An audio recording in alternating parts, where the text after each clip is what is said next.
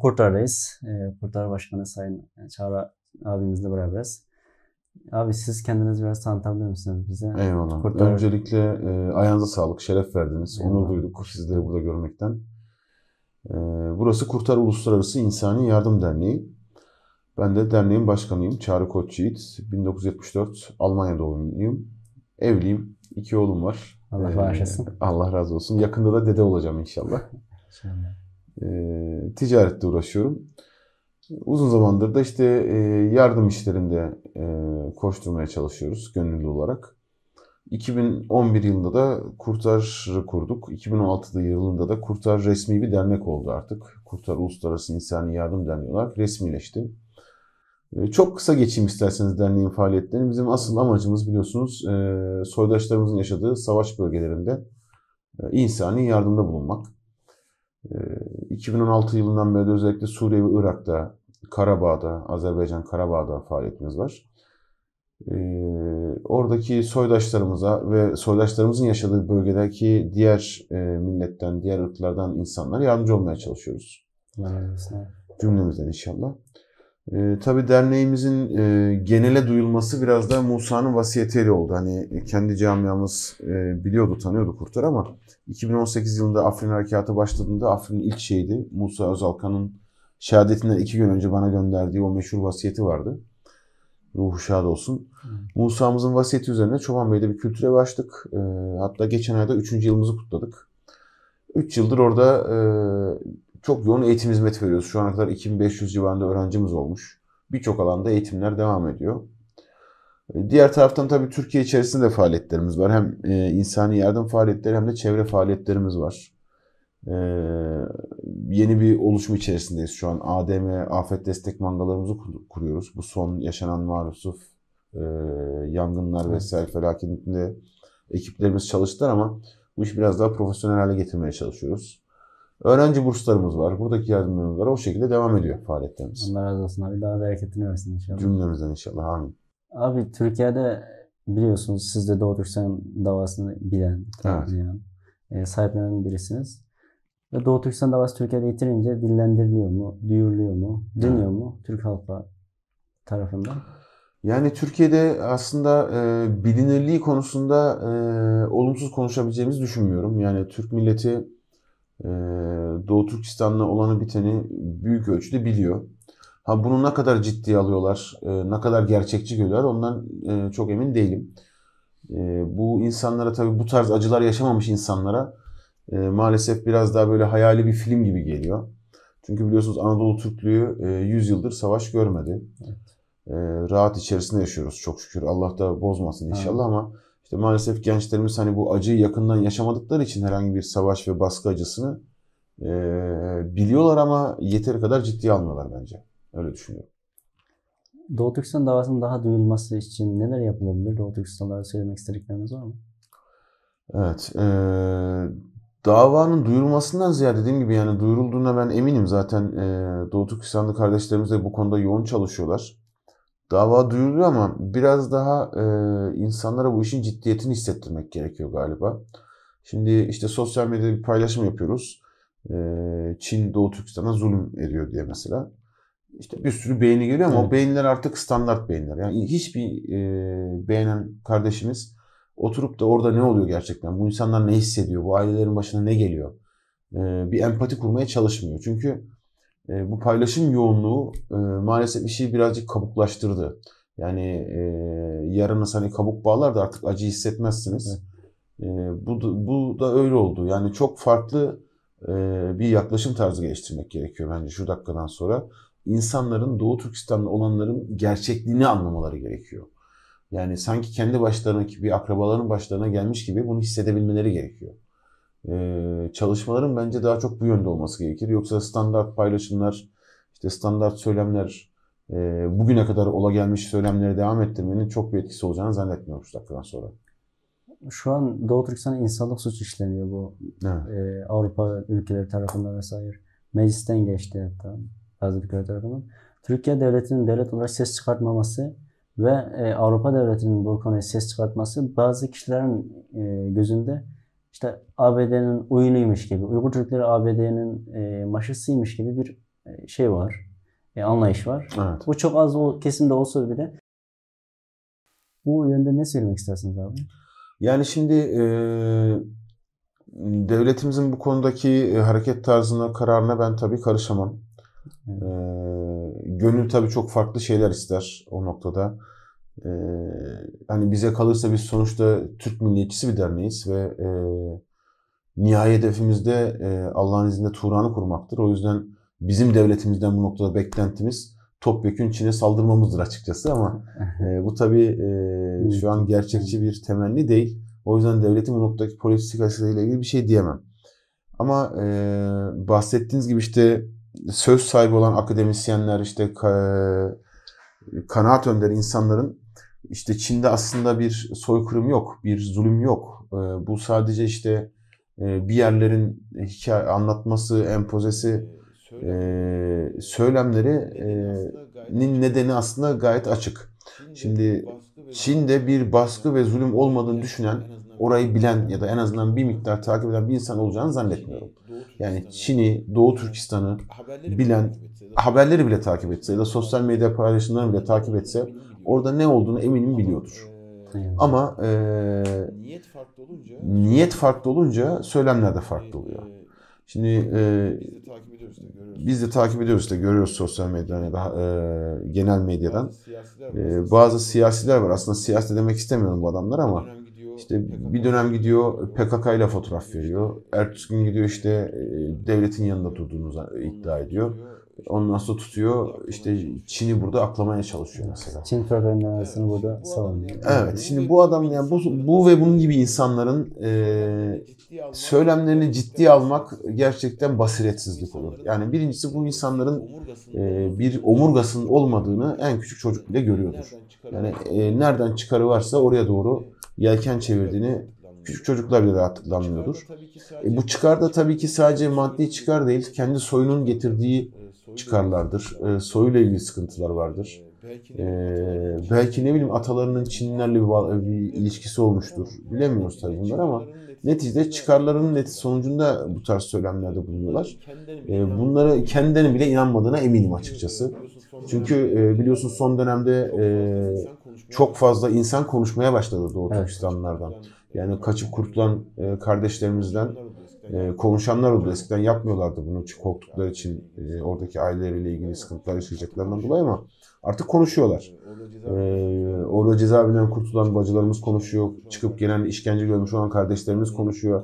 Yani bu kadar büyük bir kitlenin topyekün bir anda bir zulümden bahsetmesinin işte organize bir uydurma hikaye olabileceğine kimse inanmaz. Teşekkür ederim.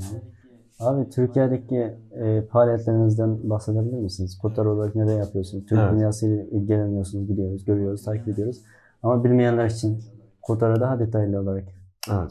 Şimdi Türkiye içerisinde dediğim gibi aslında biz daha çok doğa faaliyetleri yapıyoruz. Bir taraftan sosyal yardımlarımız da devam ediyor. Ama bu faaliyetlerin özünde bizim buraya gelen Kurtlar Gönüllüsü gençlerimizin eğitimi var. Birçok alanda bu arkadaşlara eğitim veriyoruz. Eğitimden kastım da öyle işte hoca gelsin anlatsın falan değil açıkçası. Yaşayarak öğrenmelerini istiyoruz. İşte doğada, ormanda kalıyoruz. Gece ellerinde hiçbir malzeme olmadan nasıl hayatta kalabileceklerini öğreniyorlar.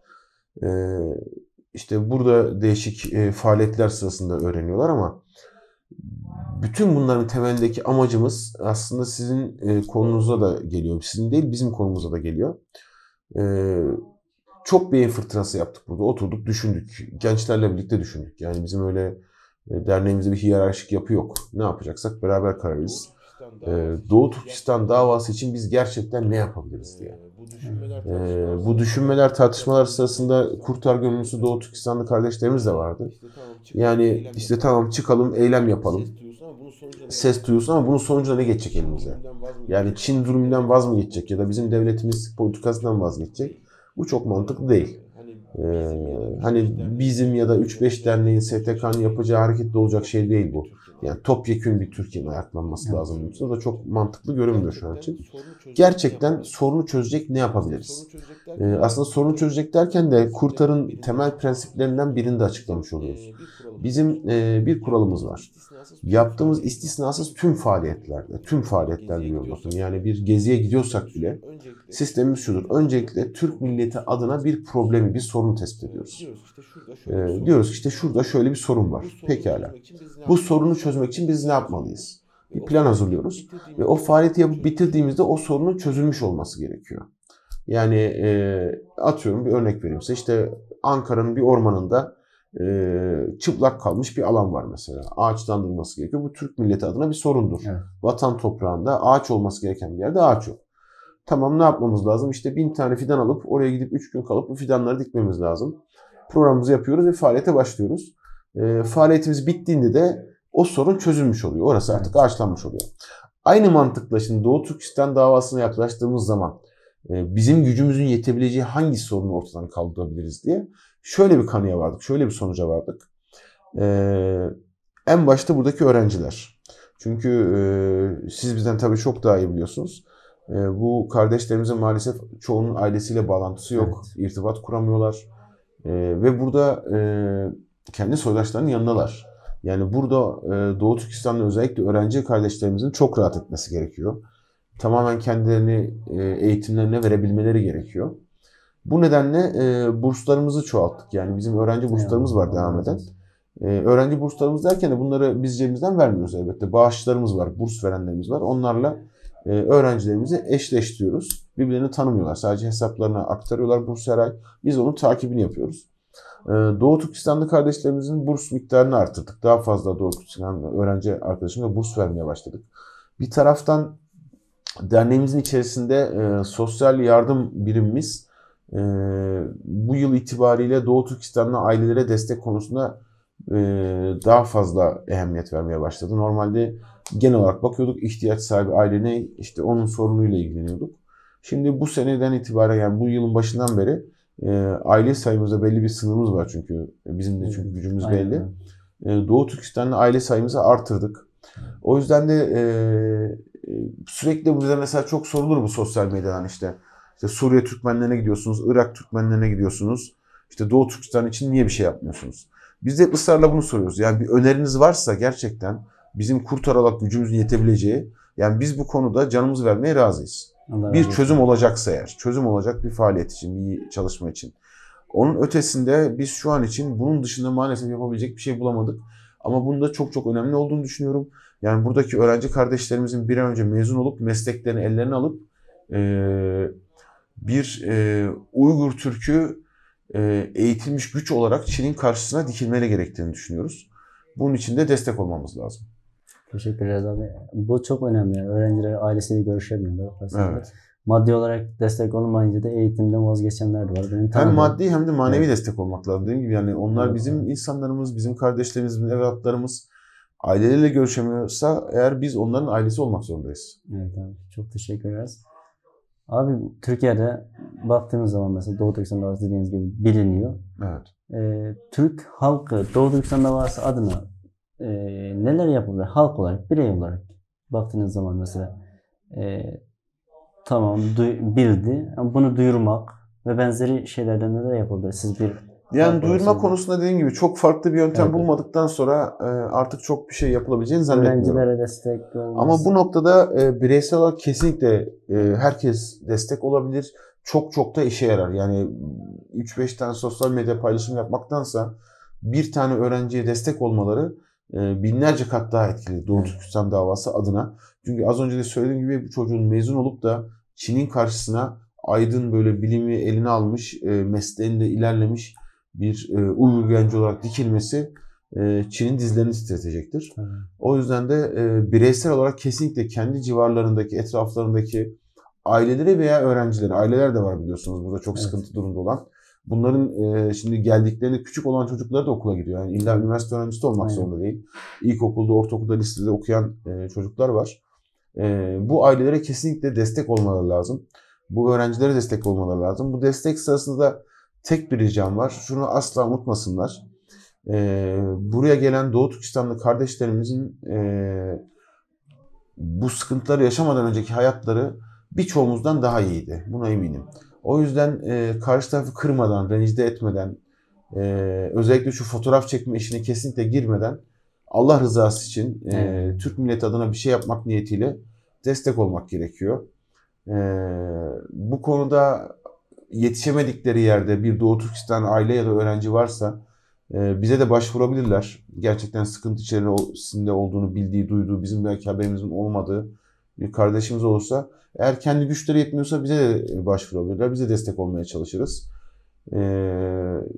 Yapılabilecek bence şu an için en büyük hizmet budur Doğu Türkistan davasına. Keşke dediğim gibi imkan olsa buradan topu tüfeği alıp da Çin'i baskına gitsek. Bir Kürşat ihtilali daha yapsak orada ama bir gün top tüfeğe gerek olmadan kalemle İnşallah. kazanmak da nasip olur abi. İnşallah. İkisi de bizim için fark etmez aslında. Türk milleti için fark etmez. Yani kalemle de gidilir, top tüfekle de gidilir ama top tüfek kısmı şu an için çok makul görünmüyor açıkçası. O yüzden ikinci mücadele biçimine destek olmak. Dediğim gibi tekrar söyleyeyim, bireysel olarak bile her ailenin, her insanın rahatlıkla yapabileceği bir şey. Sosyal medyada paylaşımı falan bunlarla uğraşmayın. Onlar gerekli ama yani hatırlatıcı olması açısından. Çok etkili olacağını zannetmiyorum diyorum. Çok farklı bir paylaşım tarzınız varsa tamam ama şöyle de bir zarar var hocam. Sürekli aynı paylaşım yapmak insanları duyarsızlaştırıyor artık. Yani devamlı işte aynı görsel, aynı söylem, aynı sloganla işte Çin zulüm yapıyor dediğiniz zaman insanlar artık bu davaya duyarsız olmaya başlıyor.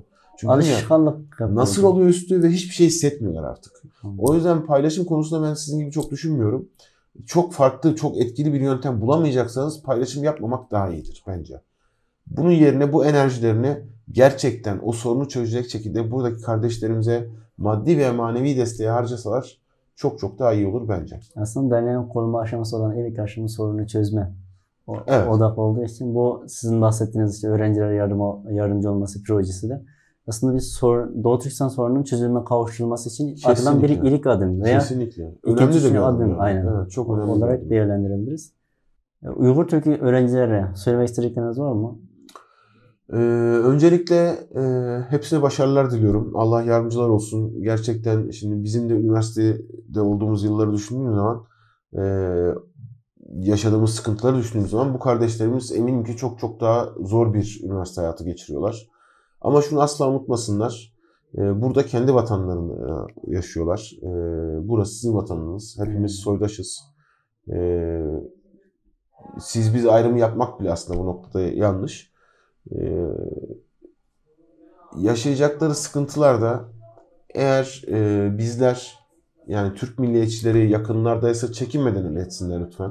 Ben şunun farkındayım. Doğu Türkistanlı öğrenci kardeşlerimizin çoğu ağır başlıklarından, mütevaziliklerinden dolayı sıkıntılarını kimseye söylemiyorlar. Kendi içlerinde çözmeye çalışıyorlar. Yani bizler kardeşiz. O yüzden çözebileceğimiz düşündükleri sorunlarına lütfen gerek bizim derneğimiz gerek başka Türk milliyetçisi dernekler, vakıflar, STK'lar çekinmeden gitsinler, uğrasınlar. Yani burada asla yalnız değiller. Eyvallah. Asla da yalnız olmayacaklar. Ama tek sıkıntı işte biz onlara her zaman ulaşamayabiliyoruz. Haberimiz olmuyor. Dediğim gibi bu mütevaziliklerinden dolayı dışarıya çıkıp bir şey söylemiyorlar ve haberimizin olmadığı bir şeyde destek olma şansımız olmuyor. Desteğe de gerek yok. Yani gelsinler faaliyetlerimize katılsınlar. Buradaki diğer gençlerle tanışmaları onların akademik kariyer açısından da belki faydalı olacaktır. Biz her zaman yanlarındayız. Biz derken tekrar söylüyorum, sadece Kurtar Uluslararası İnsan Yardım Derneği olarak söylemiyorum. Bütün Türk milliyetçileri, Doğu Türkistanlı öğrencilerimizin her zaman yanındadır. Sonuna kadar destek olmak için bu yolda eminim herkes elini taşın altına koyacaktır. Gelsinler. Biz onlara ulaşamıyorsak onlar buyursunlar. Yani burası onların. Bir öğrenci olarak çok teşekkür ederim öğrenciler adına. Abim Doğu Türkistanlılara, yani diasporadaki Uygur Türklerine neler söylemek istersiniz? Doğu Türkistan diasporasının çalışmalarını takdirle takip ediyoruz. Ancak yine ben bir eleştiri getireceğim izninizle. Tabii. Şimdi dediğim gibi Türk dünyasının birçok yerinde çalıştığımız için bizim maalesef genlerimizden gelen bir hastalık var. iki farklı faaliyet gösteren diyeyim, birazcık böyle şey, hani rahatsız etmeden konuşmaya çalışıyorum ama çalışma olduğu zaman birbirlerini eleştirme, birbirlerini işte kötüleme, bu sadece sizde değil, Türk dünyasının her yerinde var maalesef. Yani Suriye'de de yaşıyoruz, Irak'ta da yaşıyoruz, her yerde yaşıyoruz bunu. Bu da tabii bizim de genlerimizden geliyor. Hani Türk milleti her zaman lider olmak ister, devlet kurmak ister. O yüzden Hakan olmak için biliyorsunuz mücadele verir. Bu genlerin de bugün etkisi bu oluyor işte. Yani ama şu an sıkıntılı bir dönemdeyiz Doğu Türkistan davası adına. O yüzden olabildiğince bildik olmalı. Fikirlerini çok tasvip etmese bile bu yolda çalışan insanların önüne taş koymamalı gerekir bence. Bir taraftan da işte bu hani belki çok önemsiz gibi görünüyor ama bu davanın duyurulması noktasındaki medya ayağının farklı bir kanala geçmesi lazım artık. Farklı bir evreye geçmesi lazım. Yani çok değişik farklı yöntemler bulunması lazım. Çünkü süre gelen bu paylaşım tarzı, işte duyuru tarzı artık bence etkisini kaybetti. Çünkü çok uzun yıllardır maalesef bir kanayan bir yara bu. Evet. Ve insanlar artık bu noktada duyarsızlaşmaya başladı. Daha etkili, daha insanların duygularına hitap edecek ve en başta söylediğim gibi kendi yaşıyormuş gibi, kendi akrabası zaten akrabası, yani kendi akrabasının bunu yaşadığını hissettirecek paylaşımlar, çalışmalar yapılmalı. Özellikle o hani dediğim gibi röportajlar mesela çok etkili oldu onlar. Bunlar belki daha böyle farklı bir boyuta devam ettirilebilir. Ama işin medya ayağının maalesef çok zayıf olduğunu düşünüyorum şu an diasporanın. Medya ayağında örnek olarak film yapılması Doğu Türkistan üzerinde verebilir miyiz? Muhteşem olur. Yani bir kısa film bile olabilir. Evet. Ben bugüne kadar açıkçası filmi bırakın Doğu Türkistan'la ilgili bir kısa film bile görmedim etkili. Belki de vardır ama hani çok iyi bir film olsa görmüş olurduk. Biliyorsunuz yeni neslin en büyük aslında bilgi kaynakları diziler ve filmler. Evet. Bu noktada ciddi bir çalışma gerekebilir. Yani belki ilk başta çünkü hani kalitesiz bir film yapmaktansa yapmamak daha iyidir. Aynen öyle. Ama kısa film çekimini ben eminim ki Türkiye'de okuyan öğrencilerimiz bile, Doğu Türkistan öğrencilerimiz bile bunu rahatlıkla yaparlar. Çok etkili olur. Amatör çekim bir kısa film bile etkili olabilir. Yani oradaki yaşananları insanların gerçekten hissedeceği, duygularını işleyebileceği bir çalışma. Bu çok mantıklı kesinlikle. Bu konuda bizim de bir desteğimiz olursa biz her zaman hazırız. Çok teşekkür ederim. Maddi ve manevi böyle bir yola çıkmak isteyen bir kardeşimiz ya da bir grup olursa burada biz o konuda elimizden geleni vermeye razıyız. Şu an hazırız. Çok mantıklı bir şey çünkü. Çok teşekkür ederiz abi. Sağ olun. Siz de sağ olun. Teşekkürler.